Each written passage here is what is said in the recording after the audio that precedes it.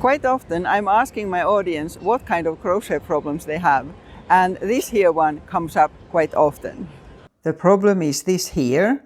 It has to do with single crochet circles. When you are making a circle, that the spot where the new round always starts doesn't stay straight. Instead, it starts to sort of travel, going that way, that way, that way. Like in this here, instead of going straight. It happens very easily. I know it sometimes happens to me, and I've been crocheting for decades. I'm Tuula from Finland, and at the moment I'm in Las Palmas, Gran Canaria, and this is actually the last week here and the last video that I'm doing the intro for outside in here. Next week I will be back in Finland. One of the things that helps a lot is counting your stitches.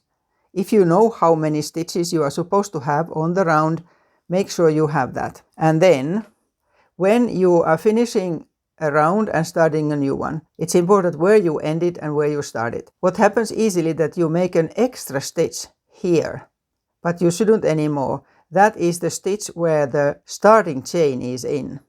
So you don't put the stitch there, and you don't put the stitch into that starting chain either, but instead into the first actual stitch of that there round.